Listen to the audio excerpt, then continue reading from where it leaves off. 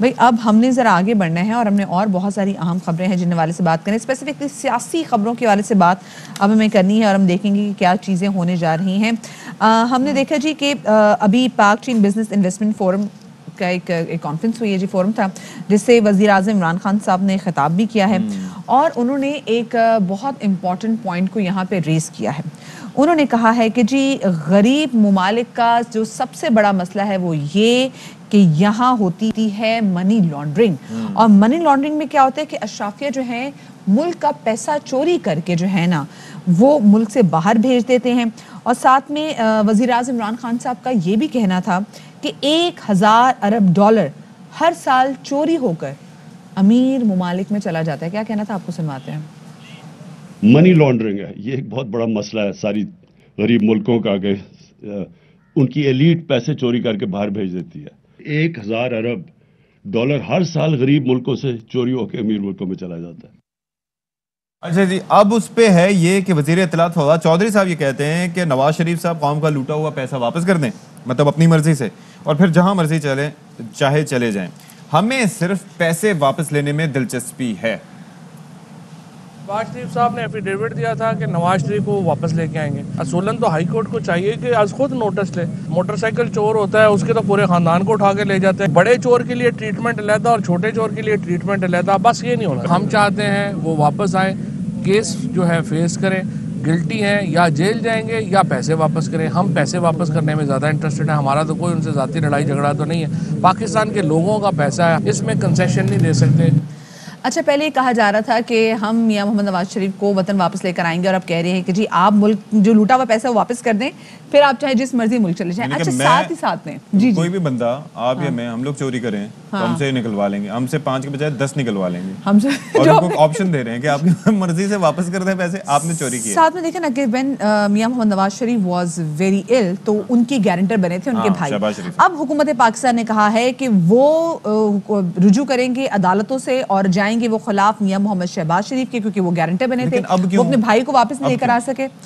لیکن مجھے یہ بتائیں تھوڑا سا سمجھیے، کیونکہ میں سمجھتا ہوں کہ آپ کا انٹلیکٹ جو ہے وہ خاصا ماشاءاللہ میچور ہے.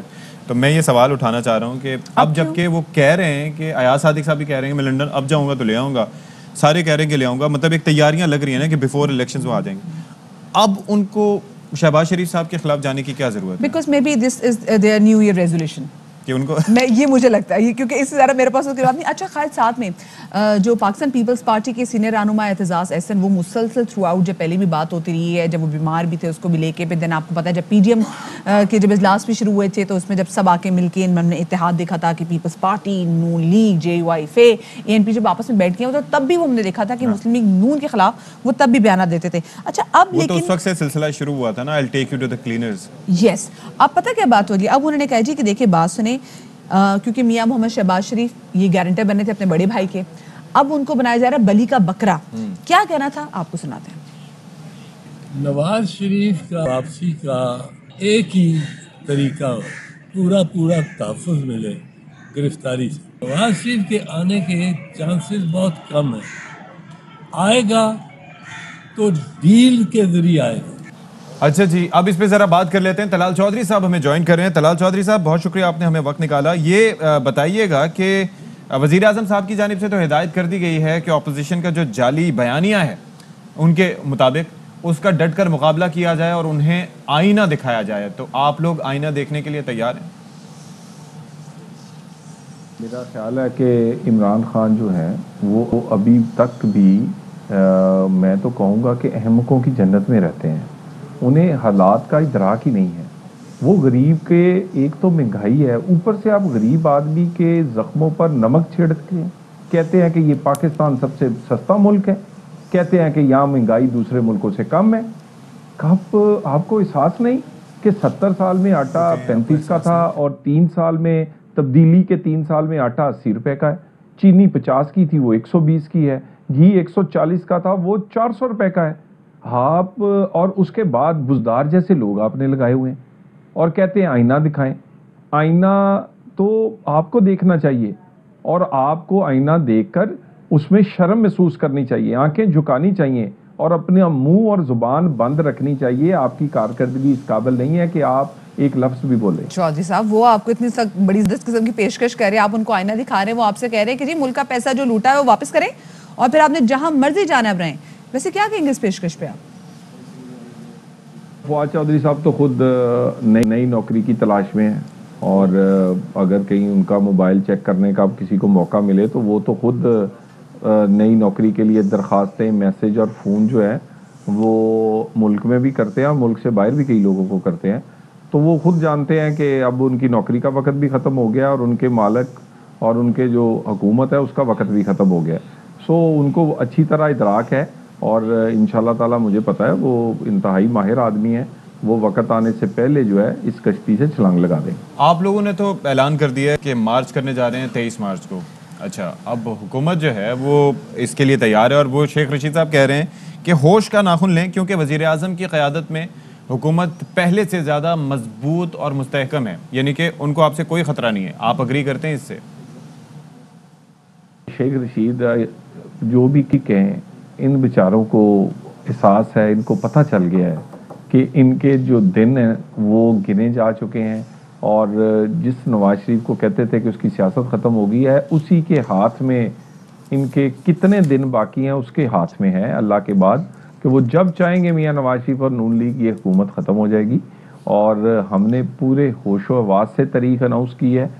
مجھے لگتا ہے 23 مارچ تک شاید مارچ کرنا ہی نہ پڑے, اس سے پہلے ہی تحریک انصاف گھر کو اپنے مارچ کر جائے, کیونکہ پاکستان کے لوگ جو ہے اور پاکستان اس کو مصیب اس طرح کی تبدیلی کا متحمل نہیں ہو سکتا. بہت بڑی بات آپ نے کہہ دی. ہو سکتا ہے کہ 23 مارچ کو آپ کو مارچ کرنے کی ضرورت ہی نہ پڑے, اس سے پہلے ہی پی ٹی آئی جی کی جو حکومت ہے وہ اپنے گھر کو مارچ کر چلے. جی دیکھتے ہیں ہوتا کیا, کیونکہ بڑی ایسی سٹیٹمنٹس دی گئیں جن پر ہم نے کام نہیں دیکھا. اچھا, ایک بڑی اہم امپورٹنٹ سٹیٹمنٹ بٹ یہ اعتزاز احسن کی جانب سے, وہ کہہ رہے ہیں کہ نون لیگ میں اختلافات ہیں اور میاں محمد شہباز شریف کو قربانی کا بکرا بنایا جا رہا ہے. اس پہ کیا کہنا چاہیں گے چودھری صاحب؟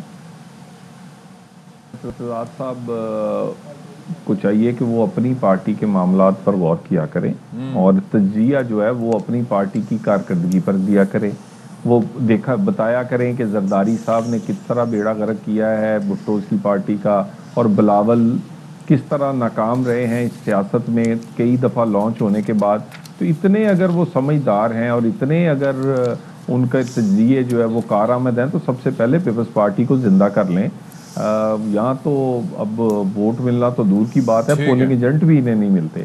تو میرا خیال ہے اعتزاز صاحب کو اپنی پارٹی کے لیے کوئی بات کرنی چاہیے. اگر وہ اتنے سمجھدار گنے جاتے ہیں, ادھر ادھر کی باتیں نہ کریں, دوسرے لوگ اپنے معاملے خود دیکھ لیں گے. چلیں جی, بہت شکریہ طلال چودھری صاحب. اور ویسے یہ ہے کہ ان کی تیاریاں اپنی جگہ, حکومت اپنی جگہ تیار ہے, وہ کہتے ہیں ہمیں کوئی خطرہ نہیں ہے. اچھا, بیان بازی کی جو بات کر رہے تھے نا آپ, تو ظاہر ہے کہ تحریک انصاف کی گورنمنٹ نے, ان کے لیڈرز نے یہ کہا تھا کہ ہم پیسے وہ واپس لے آئیں گے, وہ نہیں لا سکے. لیکن اگر اپوزیشن کو دیکھیں تو آپ کو یاد نہیں ہے کہ شہباز شریف صاحب یہ کیا بیان دیتے تھے؟ جو نہیں لا سکے, انہوں نے کہنا شروع کر دیا کہ آپ خود دے دیں. ہاں نہیں, لیکن اس سے پہلے نا, مطلب یہ قول و فعل میں تضاد تو ہر جگہ ہے. شہباز شریف صاحب زرداری صاحب کے حوالے سے کیا کہا کرتے تھے, یاد ہے؟ وہ سڑکوں پر وہ والا چکر, لیکن ایسا کچھ نہیں ہوا تھا. انہوں نے کہا میں نے معافی بھی مانگی, آپ معاف کیوں نہیں کرتے؟ انہوں نے کہا میں نے ان کے ساتھ جب بیٹھے پی ڈی ایم کے اجلاس سے پہلے, انہوں نے کہا میں نے معافی بھی مانگی ہے. اور بھائی یہ سیاست میں ہوتا ہے, لیکن بات یہ ہے کہ چاہے جو مرضی سیاست کریں, جیسی مرضی سٹیٹمنٹ دیں, عوام کو ریلیف ضرور دیں, مہنگائی کم کریں. لوگ بڑے پریشان ہیں, لوگ بہت پریشان ہیں, اور سفید پوش انسان جو ہے نا وہ تو تباہ و برباد ہو گیا. چھوٹی سی بریک کے بعد واپس آتے ہیں. اہم ترین خبریں اب ایک کلک کی دوری پر. آپ کے پسندیدہ ٹاک شوز ہوں یا اہم ملکی یا غیر ملکی شخصیات کی نیوز کانفرنسز, ہر لمحہ باخبر رہنے کے لیے سبسکرائب کریں ہمارا یوٹیوب چینل. موسم کی صورتحال ہو یا کھیل کے میدان سے خبریں, اپنے موبائل فون سے ملکی اور بین الاقوامی اہم خبروں تک رسائی کے لیے ڈاؤن لوڈ کیجیے موبائل ایپ. باوثوق ذرائع سے مصدقہ خبروں, تجزیوں اور تبصروں سے مستفید ہونے کے لیے وزٹ کیجیے پاکستان کی سب سے بڑی نیوز ویب سائٹ www.arYnews.tv.